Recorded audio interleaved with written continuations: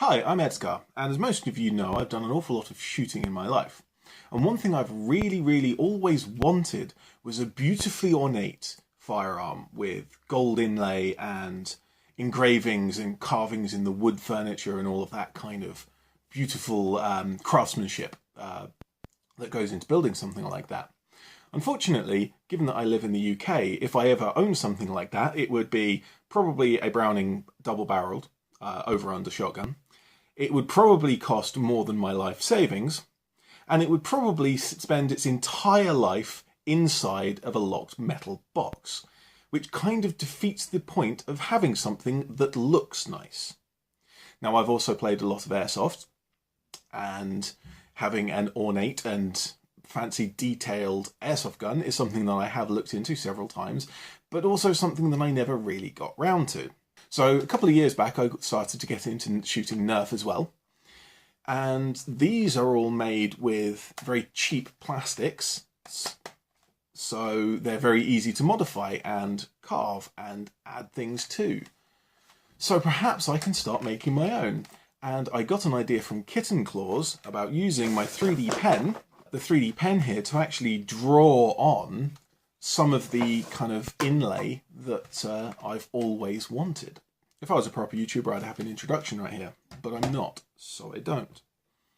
I've also found on Thingiverse these tiny little leaf shapes you can't really see from there. This is from a masquerade leaf mask, and I'll put the link in the description of that, by Penolopy Bulnick, I think. She seems to also have an Etsy page where she sells the mask, so check that out while you're there. So when Kitten Claws first gave me the idea for doing this kind of detailing to a Nerf shell, I was working on this, and this is the Malice Caged Strife. And as part of that, I put the Malice logo on the outside. And that was made by just 3D printing the logo in kind of this very thin lettering that it's turned out, and then using some solvent weld to attach it to the shell. The solvent weld I use melts ABS and PLA and does stick them together really rather nicely, particularly very small pieces like this.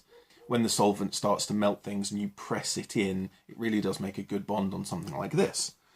So if I go over some lines, swirly lines and patterns and things with a 3D pen and put the PLA directly onto the surface, it probably won't stick. But when I put the solvent weld over the top of that, that will weld, chemically weld the what I've drawn with the pen to the shell.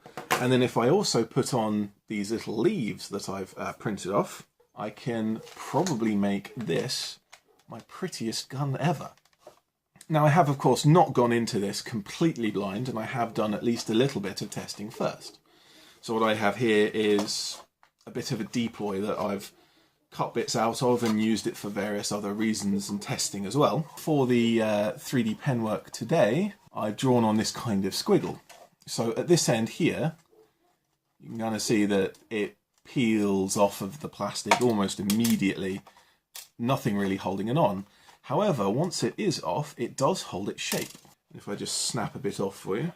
So if you look at it from that kind of angle, well, maybe you can't really tell, but this piece, this little squiggle, is actually slightly curved in this plane, and that's because the shell that it was made on, kind of the inside of that curve, is the curve of the shell here. And so even when it's this thin, it does maintain that shape, and it's just about strong enough that it will retain that for at least long enough to glue it onto the shell with the solvent weld. So at the front of this section here, I have gone ahead and solvent welded that in place, and it's pretty solid. And what you may notice at the front, kind of in this kind of area here, I've taken a file to it and scraped it down, filed it down, just to try and see just how strong it is. And I've got more than halfway through the material, and there is no signs of the base of the material actually coming loose from the deploy shell. So that's a good sign. So essentially my plan is to take this thing apart and sand it to get rid of the... admittedly, I quite like the zebra stripes, but I'll be getting rid of the zebra stripes on this particular one. I will go over it with the 3D pen to make some swirly lines, and I will solvent weld those down. And then I will also add some of Penelope's leaves, and I will solvent weld those in various places. And then after that, I'm going to sand the whole thing again, sanding over the top of the PLA that I've added to try and get a consistent smooth surface, and then paint it. So, wish me luck.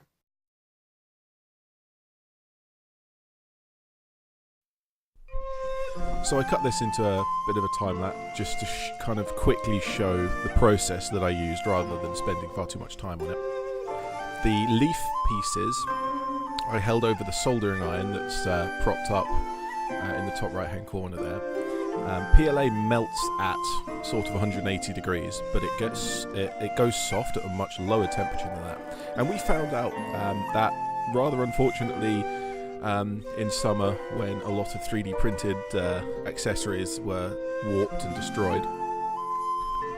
But in this case, I'm just warming up the leaves and pressing them down into the shell so that the leaf conforms to the curve of the shell.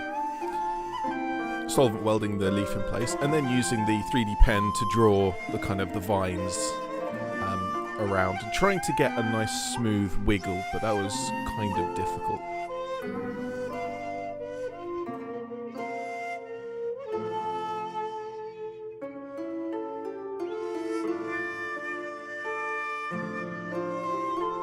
Also trying to make sure I didn't glue that one over the screw port, because that would have been a mistake.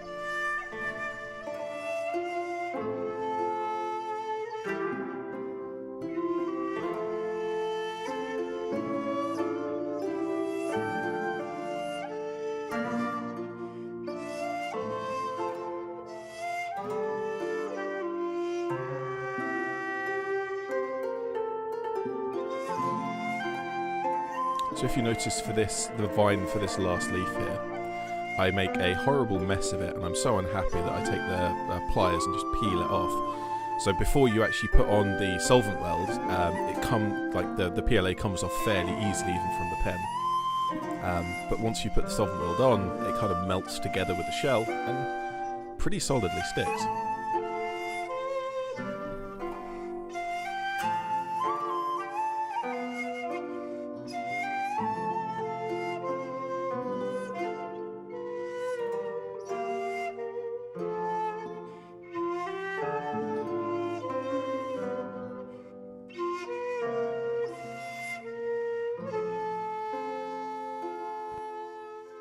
So there we go. I thought I'd save you a little bit of the time lapse. So I've kind of skipped ahead to the end. The paint job I've done on this is the graphite bluing technique I've done before on the channel. It didn't actually come out nearly as well as I was hoping, so I have dry brushed over the top with silver.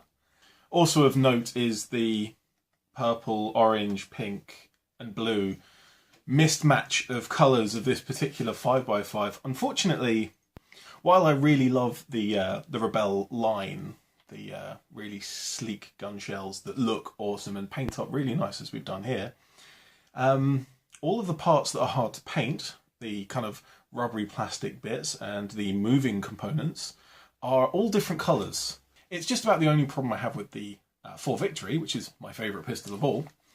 And for that one, I actually switched the blue trigger from this 5x5 for the pink trigger of that 4 Victory, which is why this has the pink trigger. Also, at one point during the life of this particular 5x5, I installed the metal hammer and trigger kit, which lasted all of like 50 rounds before the sear engagement surface on both the trigger and the hammer wore away. So I've had to put back in, instead of the 5x5 hammer, I put in the orange hammer shot hammer. I kind of think it would look good if all of the parts were purple. Is the Sweet Destiny cylinder purple? I wonder. I may have to scavenge at some point. Either that, or at some point I need to upgrade the barrel to a brass barrel set, which would go nicely with this, and then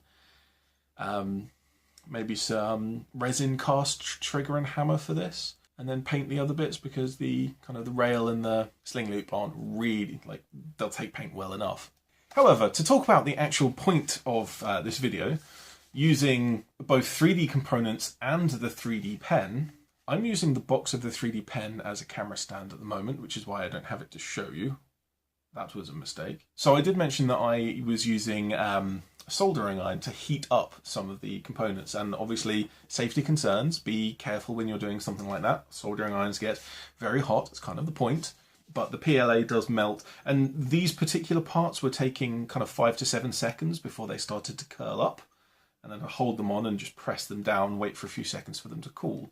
And that worked really rather well. And then using the solvent well to actually adhere them to the surface, like, none of these are even remotely trying to peel off, and I have sanded over the top. It's not like I've just painted this. After using the solvent well to attach these, I have sanded all of this down. And part of that is because the top surface of the prints wasn't exactly perfect, although I guess they still aren't great. Also, using the 3D pen, drawing a line on, it held just long enough to be able to then put the solvent weld on to stick it in place. However, when sanding, in a couple of places, maybe where I hadn't put enough solvent weld on, or maybe it hadn't kind of seeped underneath, it did come loose. But in those places, I just run some of the solvent underneath where the breaks were, and press it down again with the tweezers, and it's held. So is this what I wanted? Well, it looks nice. It really does. But what I really want is a much more intricate design, a much smaller little swirls and things. But that was not really possible with the 3D pen that I have. And the main reason why, well, okay, so there are two reasons why I wasn't able to achieve that level of finesse with the 3D pen. And one is my complete lack of skill with this. The 3D pen is something I'm relatively new to, and this is the first time I've ever done anything like this. So someone with some experience and a craftsman's hand probably would do a better job. But also the 3D pen itself, even on the slowest speed, extrudes far too fast to be able to do small little details. And even these big swoops, there are places, kind of particularly here, where it's just kind of messy, and it's just like, that's a straight line with a lump in the middle. But overall, I do really like how this has come out, and I'll certainly have to look at this technique again to see if I can come up with something that works a little nicer. But just for a first try, that's not bad. So I'm ED-SKaR, always will be. Thank you, Kitten Claws, for giving me the idea in the first place, for inspiring me, and thank you, everyone else, for watching.